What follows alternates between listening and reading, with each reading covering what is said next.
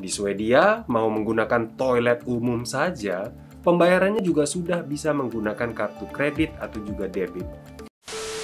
Transaksi digital saat ini sudah semakin banyak digunakan. Masyarakat Indonesia juga sudah semakin terbiasa bertransaksi secara digital. Apakah ini berarti kiamat? Untuk uang fisik atau uang kertas itu akan segera tiba. Bagaimana masa depan transaksi keuangan di Indonesia? Kita akan bahas di channel ini, channel Prima Plastindo, supplier dan fabrikasi biji plastik original dan daur ulang berkualitas. Jangan lupa cek info Prima Plastindo di Facebook, Instagram, dan juga TikTok untuk mengetahui produk bahan baku yang didistribusi oleh Prima Plastindo, sahabat mitra biji plastik berkualitas yang dapat dipercaya.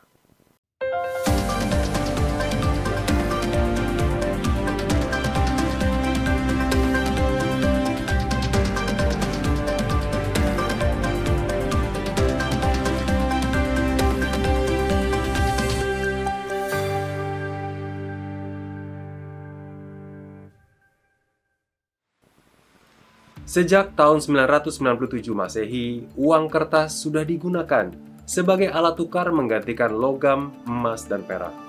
Mengapa uang kertas yang dipilih untuk menggantikan emas dan perak? Jelas karena kepraktisannya. Uang kertas lebih ringan, lebih ringkas, dan lebih mudah dibawa-bawa.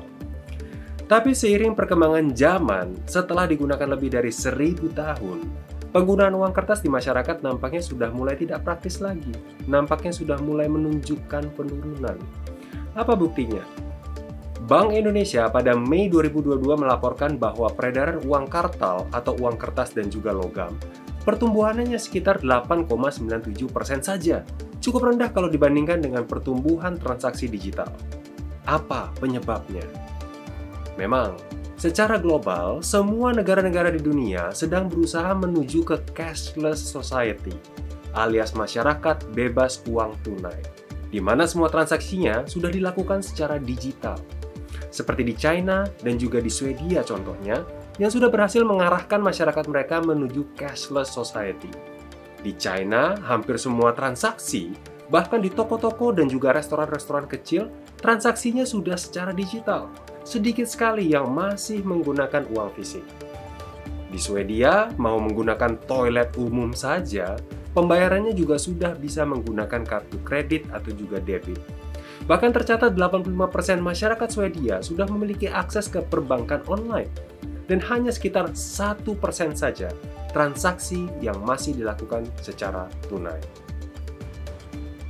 Nah, Indonesia juga sedang mengarah ke sana, ke cashless society.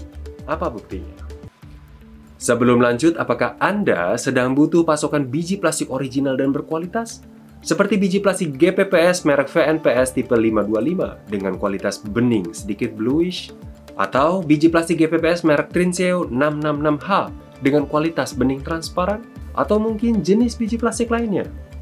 Kunjungi segera website Prima Plastindo di www.primaplastindo.co.id yang menyediakan biji plastik GPPS, HIPS, PP, PE, dan ABS original, berkualitas dan terjamin.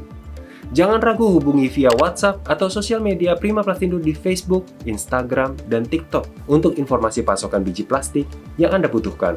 Prima Plastindo, supplier dan fabrikasi biji plastik original dan daur ulang berkualitas. Kembali ke topik utama. Apa buktinya bahwa Indonesia sedang menuju ke cashless society? Menurut laporan BI juga, pertumbuhan uang kartal di Indonesia hanya sekitar 8,97% saja. Sedangkan transaksi uang elektronik itu pertumbuhannya mencapai hingga 35,25%. Dan transaksi perbankan online hingga 20,82%. Dan kita bisa lihat hal ini dengan nyata di banyak kota-kota besar. Semua kebutuhan mulai dari belanja, makanan, minuman, pakaian, hingga jasa transportasi, Gojek dan Grab, bayarnya semua sudah serba cashless. Mulai dari OVO, GoPay, ShopeePay, sampai juga dengan Kris. Sudah semakin banyak masyarakat di kota besar yang merasa lebih baik ketinggalan dompet daripada ketinggalan handphone. Karena hampir semua transaksi dapat dilakukan via aplikasi handphone. Memang, di kota-kota lain yang lebih kecil, proses adopsi transaksi digitalnya sedikit lebih lambat. Masih banyak yang masih mengandalkan transaksi tunai. Meskipun begitu, pertumbuhan transaksi digital nampaknya akan semakin pesat dan juga merata ke depannya di Indonesia. sehingga penggunaan uang kertas akan jauh semakin minim. Apalagi, antusiasme masyarakat global akan cryptocurrency atau mata uang kripto juga belum surut, termasuk di Indonesia. Karena berdasarkan data Badan Pengawas Perdagangan Berjangka Komoditi atau Bapepti, Kementerian Perdagangan, per Mei 2022, jumlah investor kripto itu mencapai 14,1 juta investor. Indonesia sendiri juga sedang mengembangkan rupiah digital untuk berkiprah di ranah mata uang kripto. Jadi kelihatannya kiamat uang kertas di masa depan memang sudah tidak terelakkan lagi.